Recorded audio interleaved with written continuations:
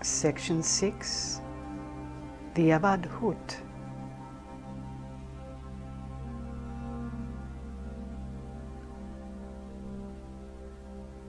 The whole universe is a projection of the mind.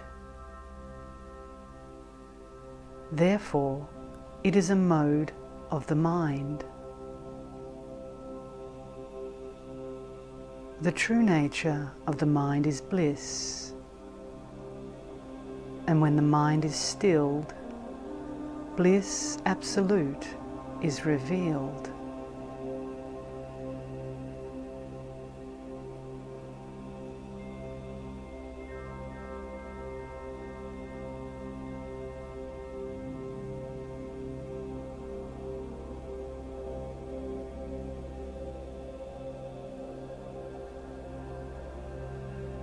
Reality absolute, being unknowable to the mind, how can speech explain it?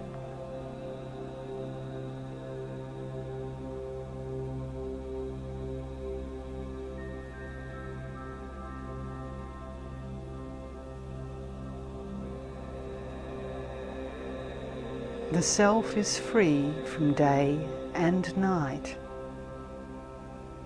and therefore the conception of its pilgrimage in time and space is no true one.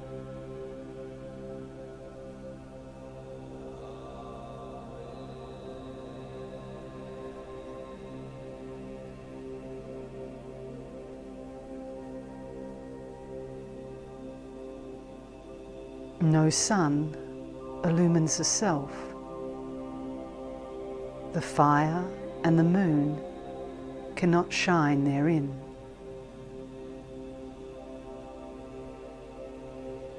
It is not equanimity or even desirelessness. How then can action exist in it?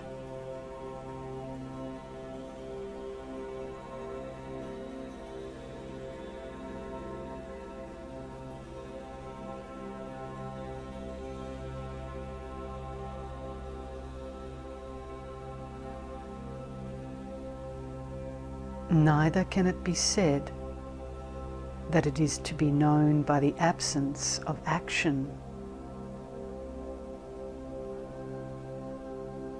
It is neither within nor without.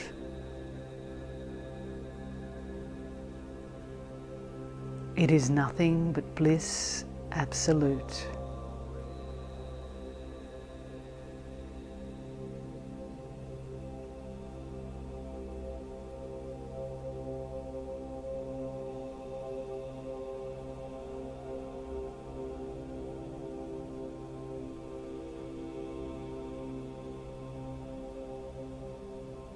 How can it be said that it is the first or that it is the last, since it is neither element or compound, nor emptiness, nor fullness?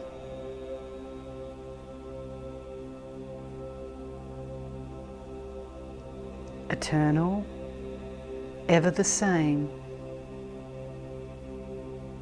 the essence of all is reality.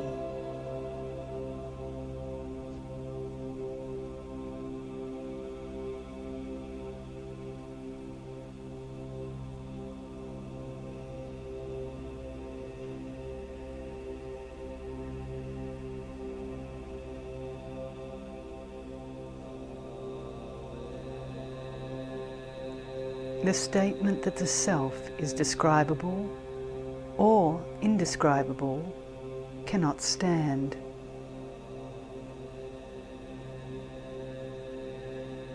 Neither is it the knower nor the known.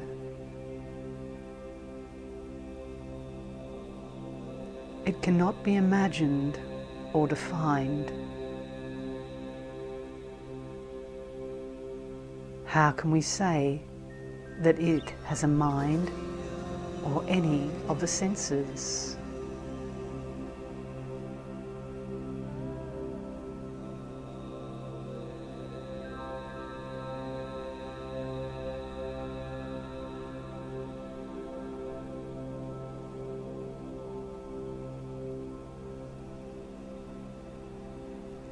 space, time, water, fire, earth, constituting the world, are a mere mirage.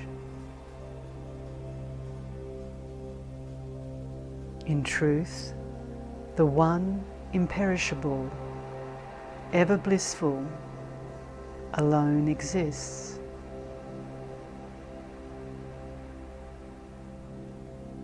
There is neither cloud nor water in it.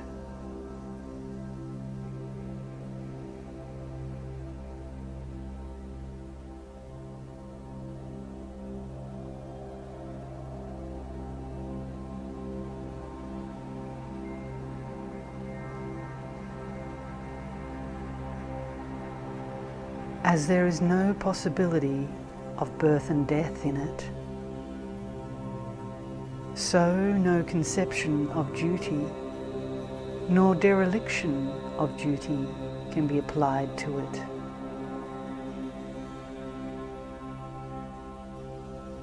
That undifferentiated, eternal, all-pervasive self alone is.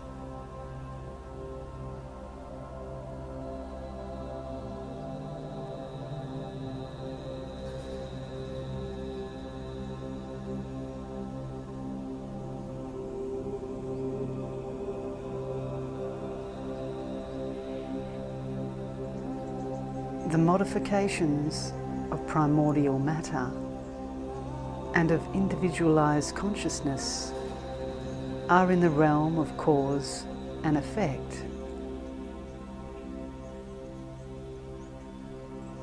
When there is eternal, all-pervasive self alone, how can there be matter or spirit therein?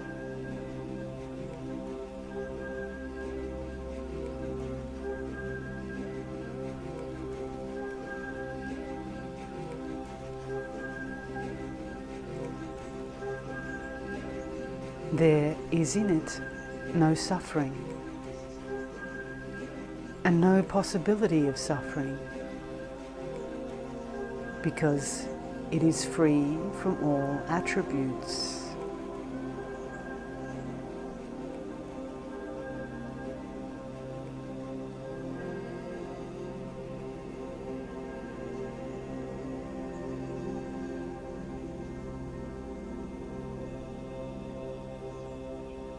There is no duality in it.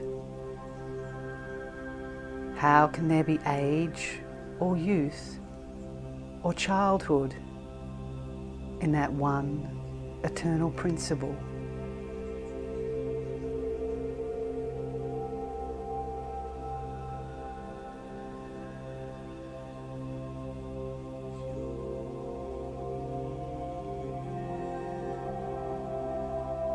Self is dependent on nothing and is unlimited. The law of cause and effect touches it not.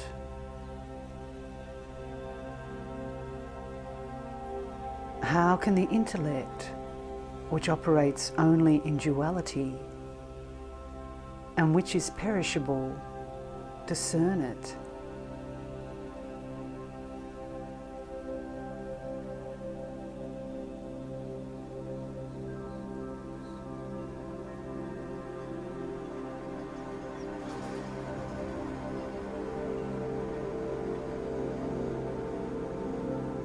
Grasps not, nor is it grasped.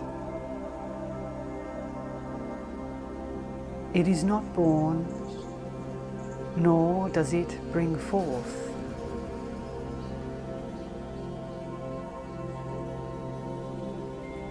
We can only say that in it there is no destruction.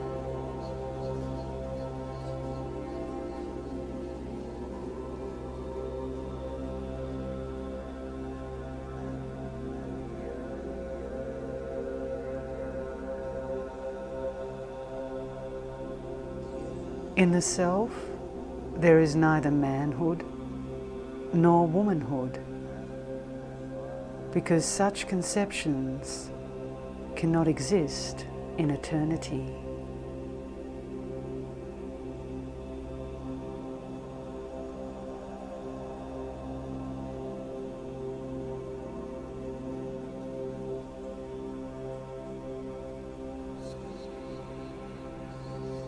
There is no pleasure in it, and no faculty of enjoying pleasure,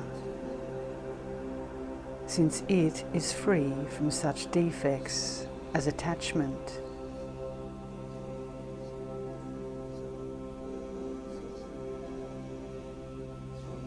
Equally free from doubts and suffering, one and eternal is the Self. Thus, the conception of I and mine do not apply to it.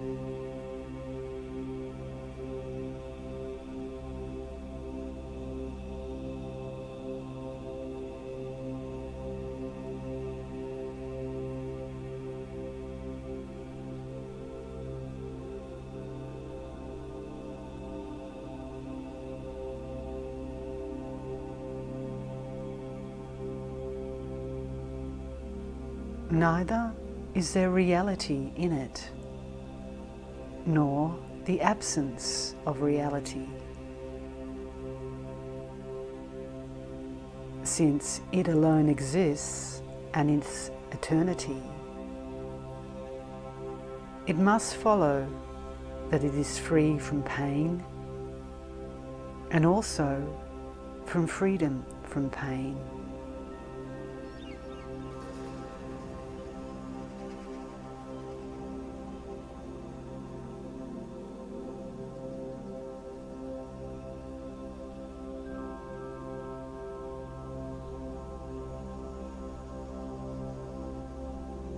There is no gain and there is no loss. Infatuation and worldly wisdom have no place therein.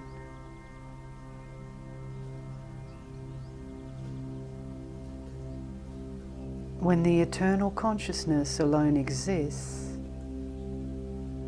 how can discrimination or wisdom or any such thing be contained in it?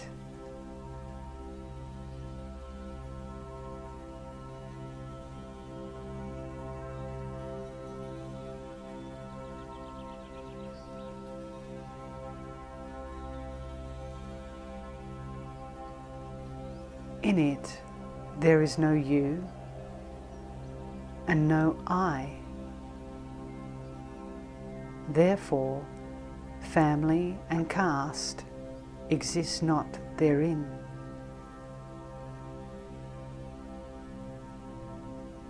It is neither true nor untrue.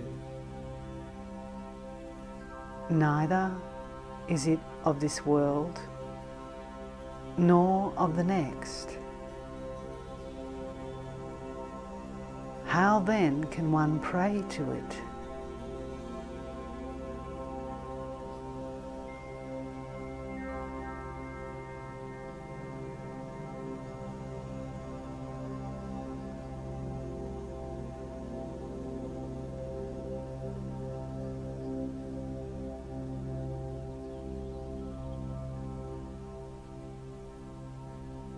Illusory is a connection of the learner and the teacher.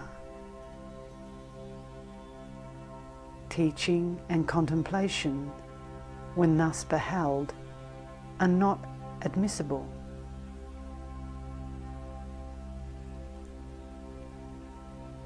Verily, I am Shiva.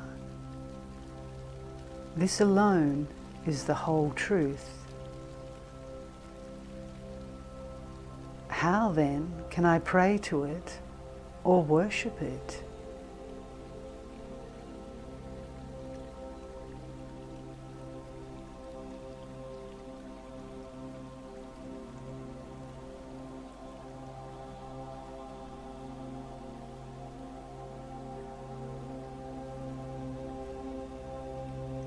The body itself is imagined in the self,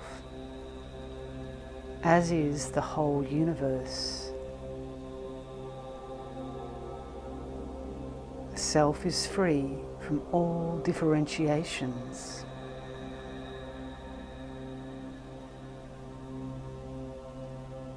Then, since I am reality, there can be no idea of prayer or worship.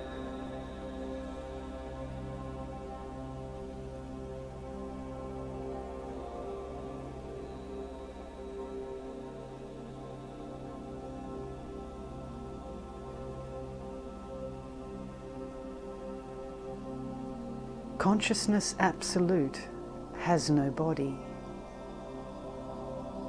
It cannot be said that it is without a body or attributes.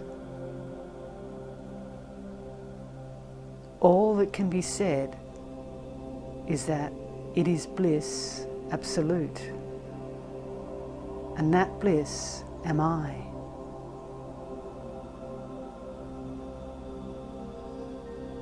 This is the height of worship, and this is the culmination of all prayer.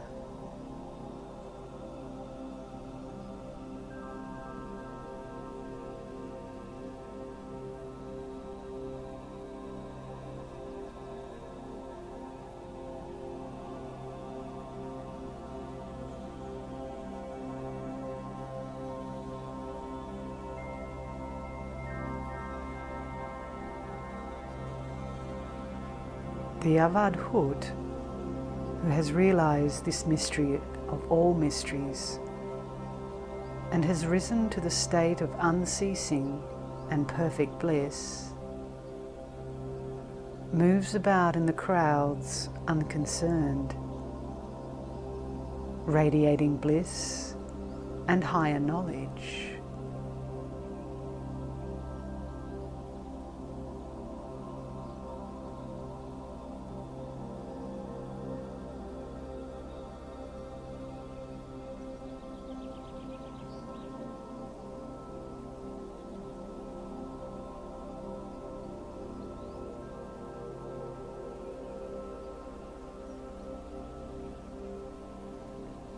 He is clothed in a habit of old and worn. He walks in a path that is free from religious merit or sin. She lives in the temple of absolute emptiness. Her soul is naked and free from all taints and modifications of the illusory world.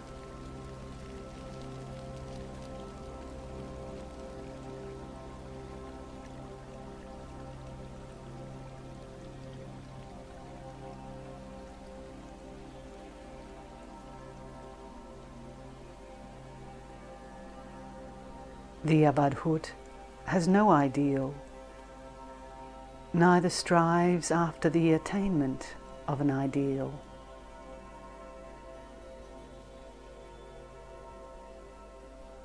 Having lost their identity in the self, free from the limitations of the illusory world,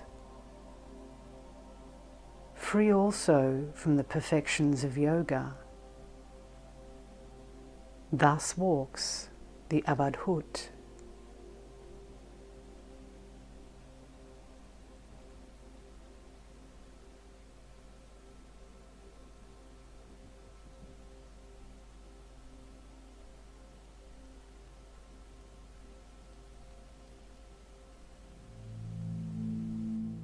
They argue with no one. They are not concerned with any object or person.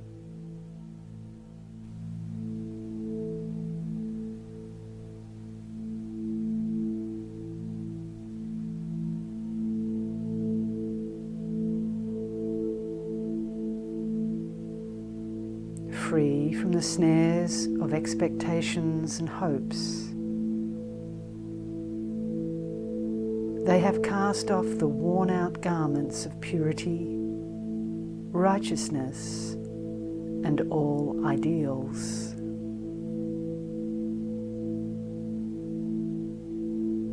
Their path is free from any such consideration.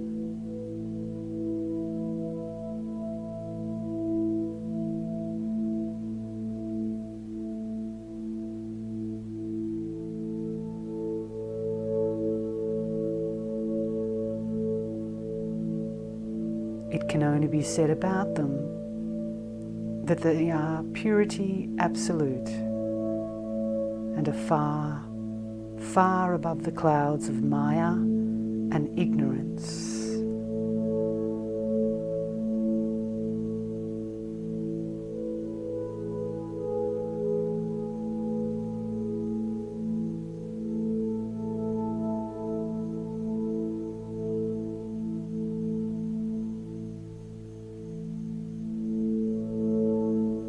They have no such thoughts as I am not in the body or I am not the body.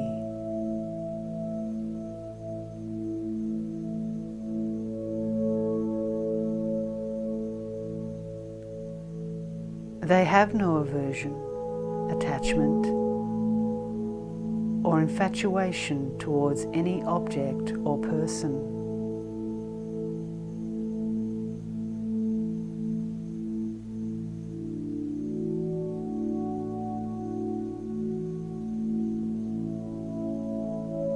Pure as space they walk, immersed in the immaculate bliss of their natural state.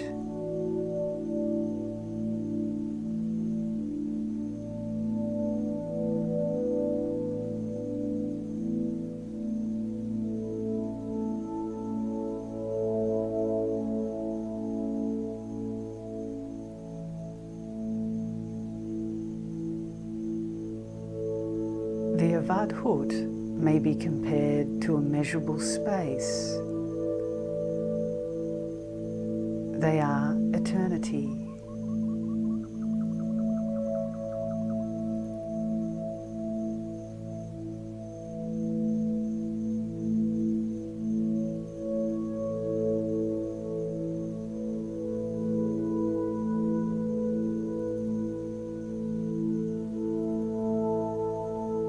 In them is neither purity nor impurity.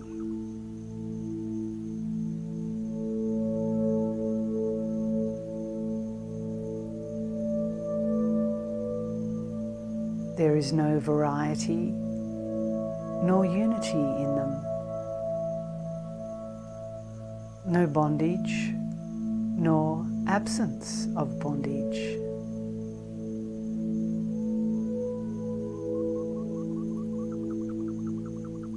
Free from separation and union, free from enjoyment or absence of enjoyment. They move calmly and unhurried through the world.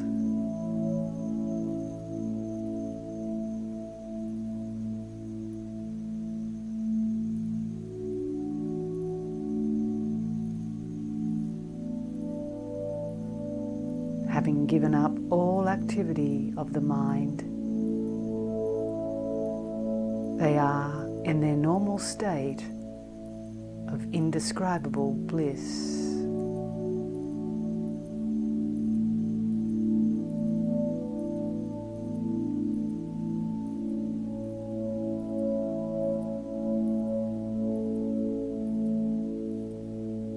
Self, with which the Avadhuta has found natural unity, is limitless and inconceivable.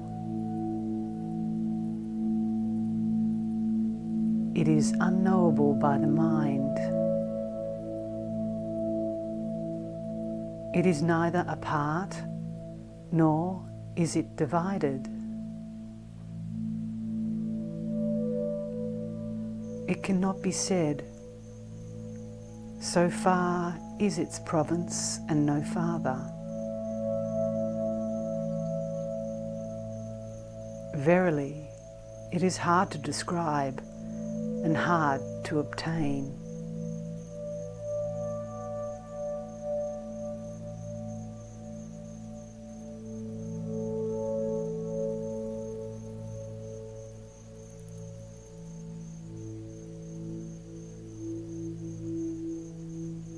The Avadhuta is not concerned with the things of the world,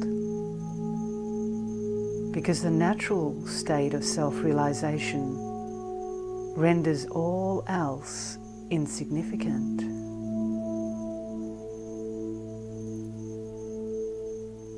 Death and birth have no meaning.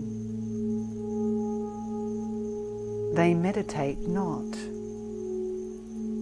neither do they worship.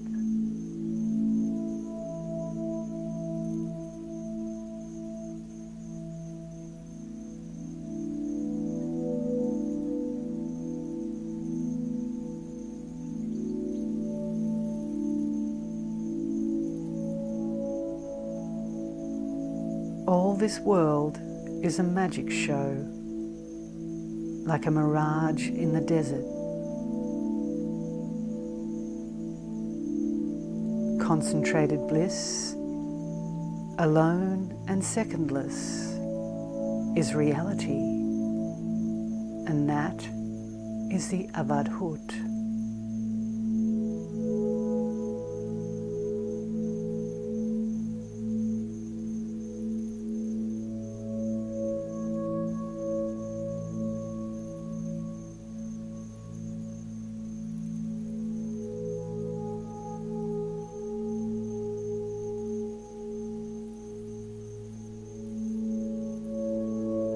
The wise person does not strive for anything, not even for good conduct, righteousness, or liberation.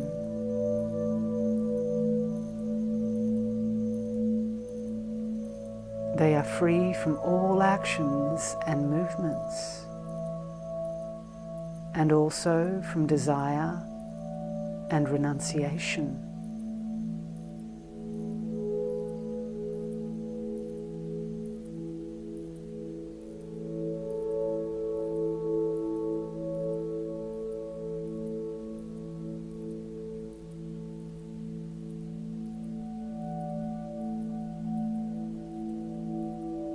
What do they, the experts, know of them?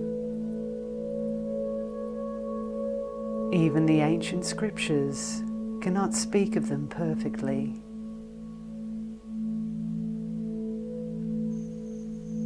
That bliss absolute, ever indestructible, but a source of bliss to all, is the Avadhuta.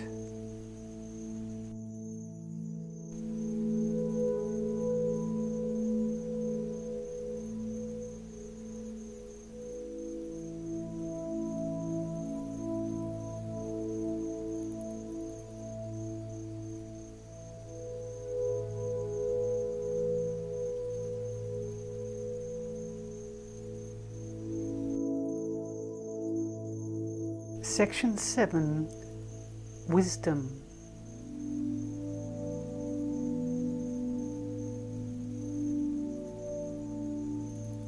When, as a pilgrim, I began the journey towards you, then my little notions of all-pervasiveness of the self died.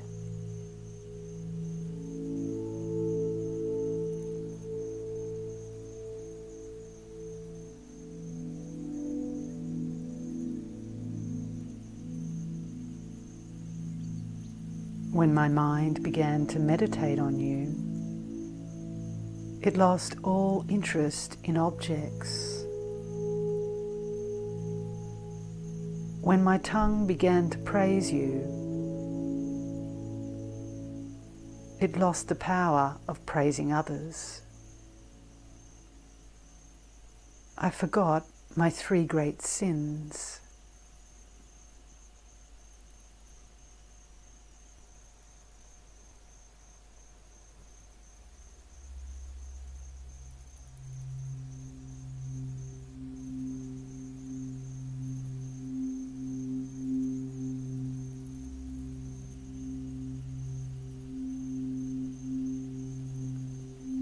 One whose intellect is no longer attracted towards desires and pleasures, whose nature has become joyful and compassionate, one who, even in their heart, has no idea of possessions, who is ever peaceful and most temperate in all things, and is not moved by any happenings and events. That great sage takes refuge in the self.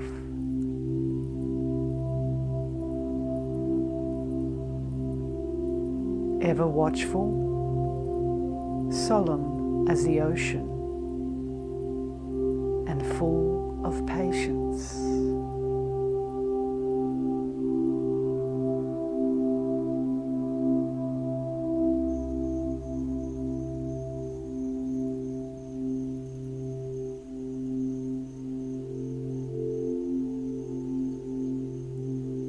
One who has conquered the feelings of pleasure, wrath, avarice, attachment, vanity, and aversion. This one is peace itself and free from all pride.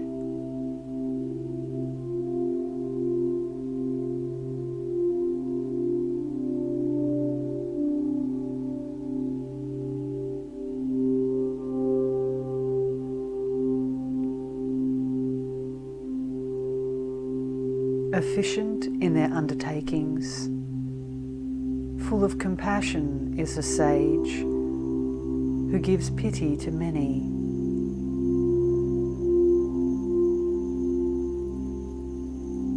Has enmity towards no one.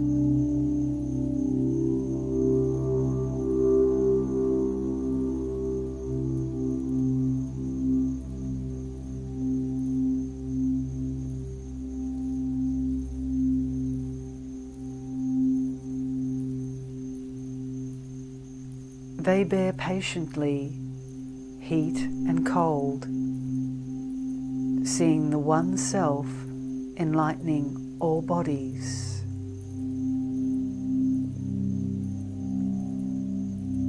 They walk solitary as a rhinoceros,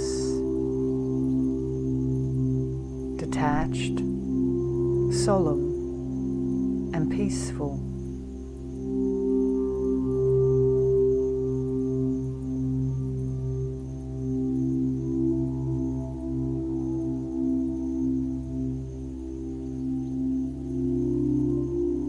They have become an ocean of truth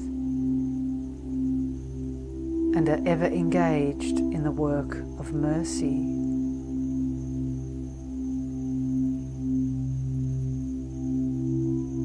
Such is the Avadhuta, free from birth and death.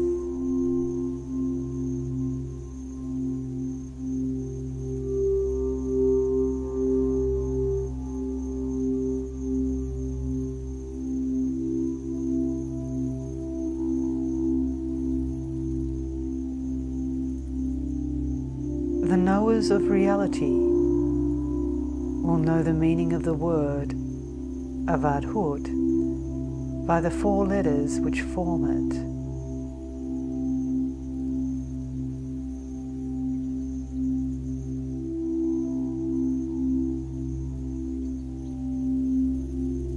A stands for freedom from the snares of hopes and expectations. Pure in the beginning, in the middle, and the end, merged in self-bliss.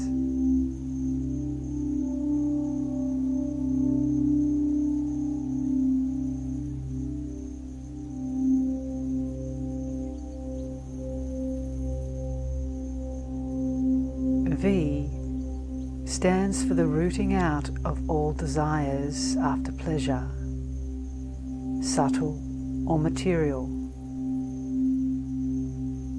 and for life in the present as all sufficient, the present being eternity.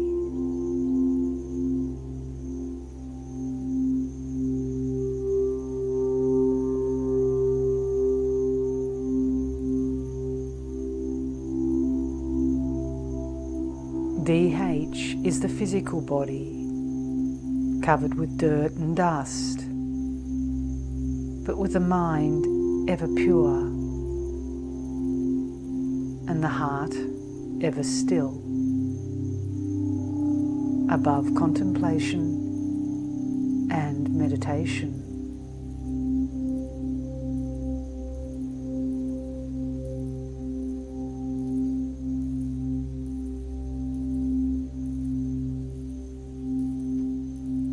T is the unceasing contemplation of the eternal truth and indifference to the activities of the mind and senses. It also bespeaks freedom from egoism and pride.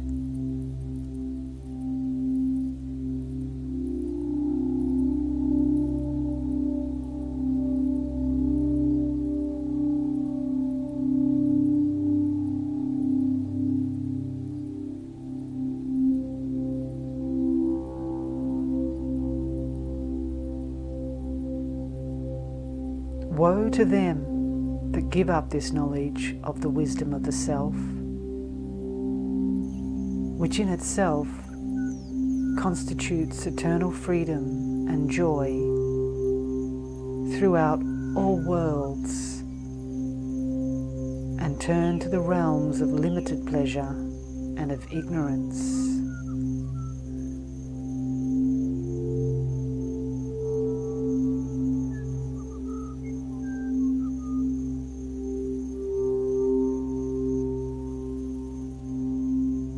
Those who desire to acquire this eternal bliss and of communicating it to others through their teaching must give up all sensuous pleasures, more especially those which arise from sexual union.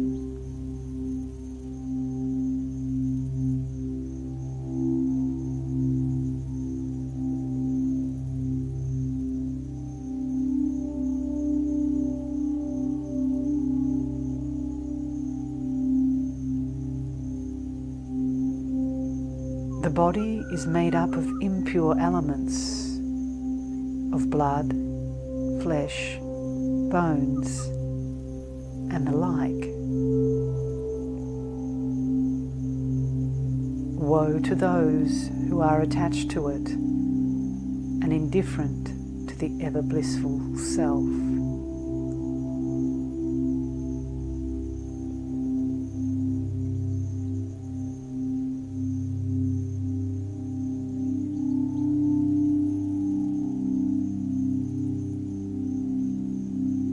There are three kinds of wine produced from syrup, grain, and honey. But there is a fourth, the darkest of all, the wine of sex, which has intoxicated the whole world.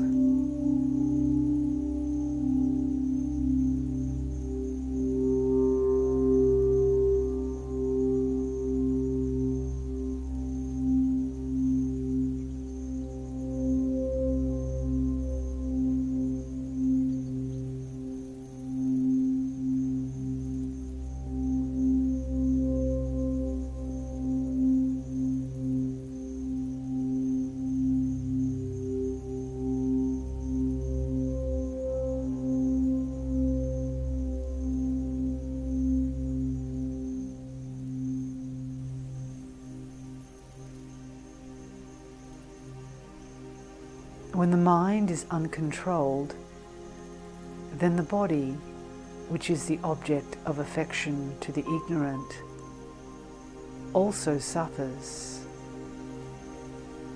And when the mind is controlled, then the body also remains in good state.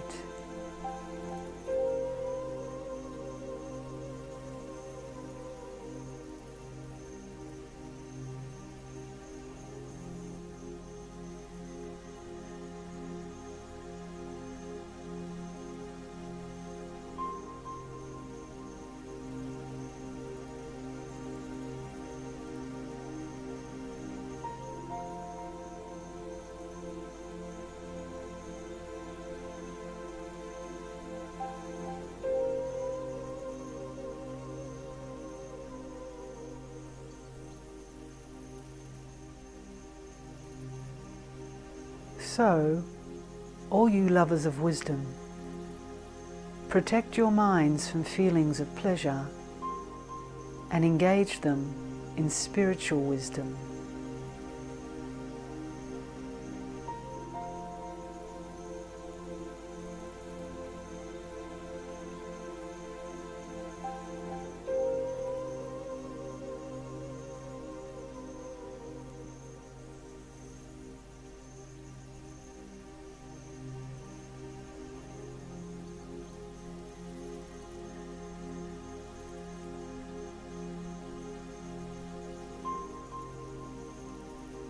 This is the song, the Gita, of the great Datreya Avadhuta.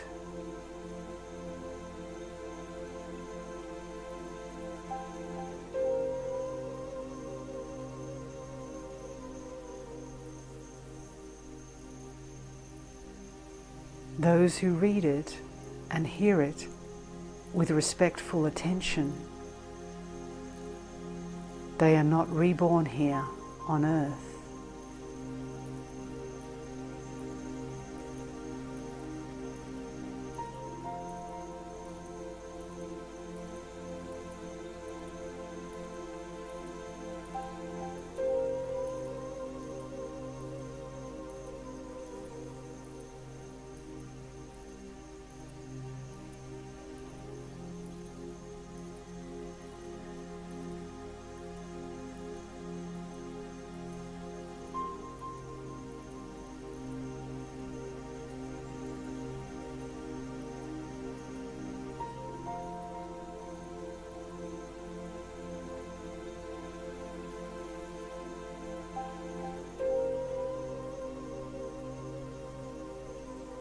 Blessed am I, in freedom am I.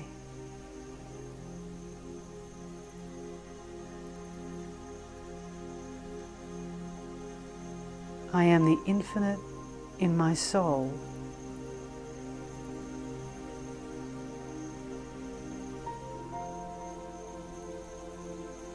I can find no beginning, no end.